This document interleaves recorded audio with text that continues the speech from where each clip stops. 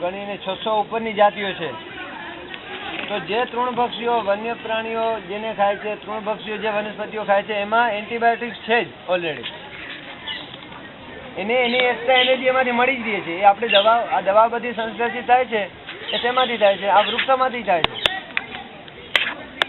દવા કોઈ વિજ્ઞાન પેદા નથી કરતું. આ મેલેરિયાની દવા છે, મેલેરિયાની દવા દર વર્ષે હજારો મણ વેચાતી હશે, ટન વેચાતી હશે, બરાબર?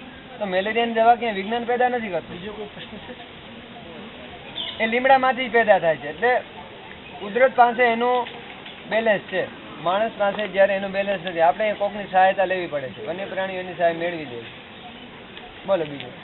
આ નીચેના ભાગમાં કયા વનસ્પતિ અને પ્રાણીઓની જાતિ લુપ્ત થાય છે? ગીરમાંથી લુપ્ત થવાની આરે તો એવી કોઈ જાતિ અત્યારે નથી કે એમાંથી કોઈ એકદમ લુપ્ત થતી હોય. થોડા ઓછા થવા માંડ્યા છે. એક તો પેંગોલિન છે, હયાતી છે, પણ એટલી બધી સંખ્યામાં નથી. પેંગોલિન એટલે કીડી ખાવ. હા, કીડી ખાવ. પછી ઘોરખોદ્યું, રેટલ, એ બધા નો ડાઉટ છે ખરા, પણ એટલી બધી સંખ્યામાં આપણે સિંહ છે, દીપડા છે એટલી સંખ્યામાં નહીં. નાશ પામવાની સંભાવના યુક્ત ખરા. હા, જો ભવિષ્યમાં એનું પ્રોટેક્શન ન થઈ શકે તો એની સામે ખતરો ખરો. એન્ડેન્જર છે. એન્ડેન્જર કહેવાય. હા હા, બોલો. ગીરની ગાય કયા રંગની હોય છે? ગીર ગાય હવે તમને આમ કહી શકીશું આમાં છે, ક્યાં દેખાય તો. ગીર ગાય તમે જોઈ છે કે નથી જોઈ કોઈ? અને એક્ઝેક્ટ કલર હું તમને એમ કહેતા મને એટલી બધી પરફેક્શન નહીં આવે કલરમાં. એનું કાપડ બાપડે નથી હું તમને કહી શકું. આની પાછળ કલર કરેલ છે ને, આની પાછળ જે શેડ છાંયડામાં દેખાય છે, આ નીચે આની ગીરની ગાય તો જોઈ છે તમે. તપકીરી એટલે આમ શું આમ લાઈટ ચળકતો લાઈટ કલર એકદમ આપણે આમ. એક વસ્તુ મહત્વની કે આમાં નેશનલ પાર્ક સામે અત્યારે કઈ સમસ્યાઓ છે? નેશનલ પાર્ક સામે અત્યારે સમસ્યાઓમાં જોઈએ તો માનવ વસ્તીનું ભારણ, પછી થોડુંક ઢોરોનું પ્રમાણ. એટલે જંગલ તો વધવાનું નથી, માનવ વસ્તી જ વધવાની છે. અને માનવ વન્ય પ્રાણીઓના સંઘર્ષ ખલેલ પહોંચાડે. હા, વન્ય પ્રાણીઓ ખલેલ નથી પહોંચાડતા, માણસ ખલેલ પહોંચાડે છે. માણસની જોવાની ઉત્સુકતા, પછી એના વિશેની ગેરસમજો, વાહનોની અવર જવર, પછી ગમે તેટલી મિનિટ ચાલે ચાલુ જ રાખો. પછી આપણે ડેમ બનાવી છીએ એ તો એક રીતે ફાયદાકારક છે અને એક રીતે ખનન છે. ડેમ ફાયદાકારક એટલા માટે કે એનો પાણીનો સ્ત્રોત વનસ્પતિ અને રોજી રોટી પણ મળી શકે અને વન્ય પ્રાણીઓ જળવાઈ રહે. અત્યારે મોટો સૌથી જો આપણે સંઘર્ષ હોય તો પ્રદૂષણનો સંઘર્ષ છે વનસ્પતિઓ સામે. ગીર તો સમૃદ્ધ વિસ્તાર છે, એટલી બધી અહીંયા આપણે ઉદ્યોગો નથી, વનસ્પતિઓ એટલી બધી છે અને એ પ્રમાણમાં ઉદ્યોગો નથી, એટલે આ વિસ્તાર બહુ સમૃદ્ધ છે. પણ જનરલી સંઘર્ષ અત્યારે વનસ્પતિ કરીએ તો કાર્બન ડાયોક્સાઇડ સામે. આ આપણે અત્યારે તમે જુઓ તો સવારમાં ઠંડી પડે છે, બાકી આ ઠંડીનો મહિનો કાયદેસર નથી.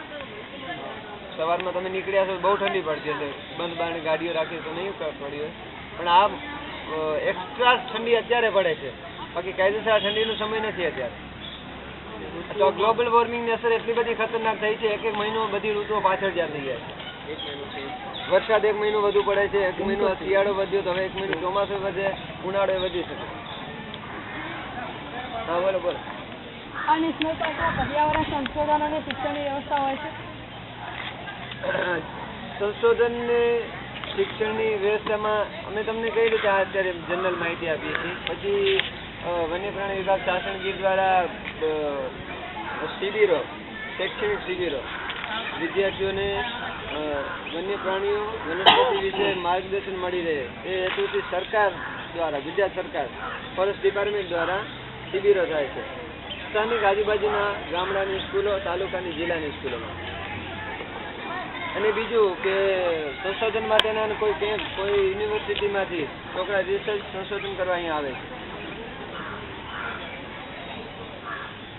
કોઈ વિષય પર PhD માસ્ટર ડિગ્રી કરવા એ લોકો સંશોધન સિંહ વિશે, કોઈ પેંગોલિન, બીજા કોઈ પણ વનસ્પતિ સંશોધન કરવા સરકાર, ગવર્મેન્ટ ઓફ ગુજરાત, પછી જ્યાંથી ફેલોશિપ મળી હોય એ લોકો સંશોધન કરવા અહીંયા આવે છે. બોલો.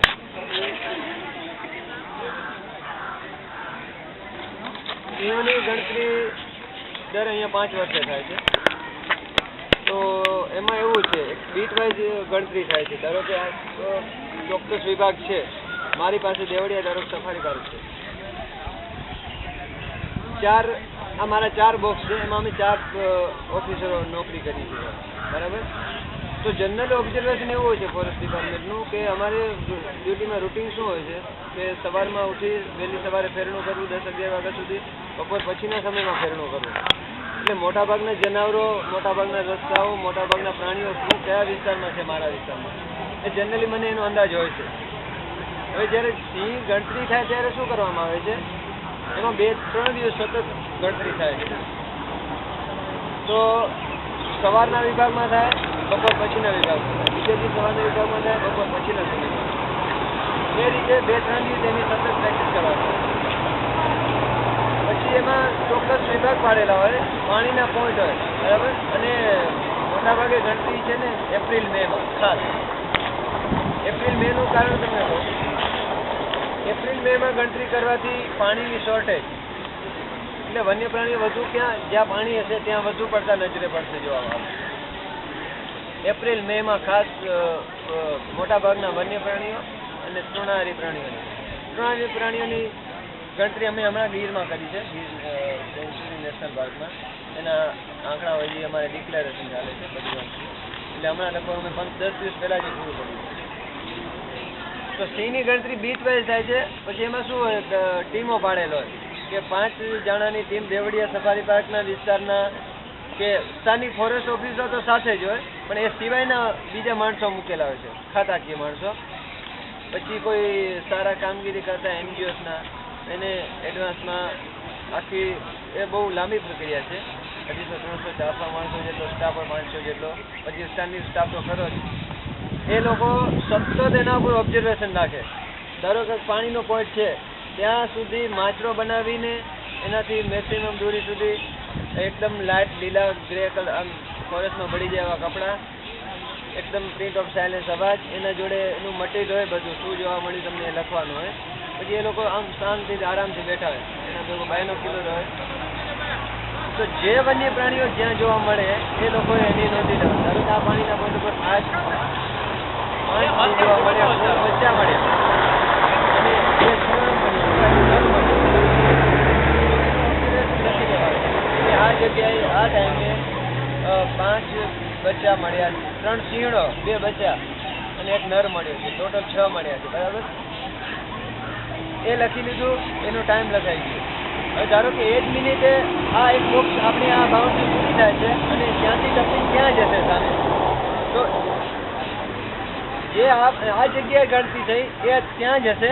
પણ એ લોકો પછી કોન્ટેક્ટ કરીને પૂછશે કે ભાઈ આ જનાવરો આ સમયે અહીંયા નોંધાયેલા છે અને તરત જ બીજા રાઉન્ડમાં ગયા છે, સેમ ટુ સેમ 3 બચ્ચા, 2 સિંહણો અને 1 નર. તો એ જનાવરો કોમન થશે. તો એની ગણતરી ખાલી ઓબ્ઝર્વેશનમાં ક્યાં આવશે, ડિક્લેરેશનમાં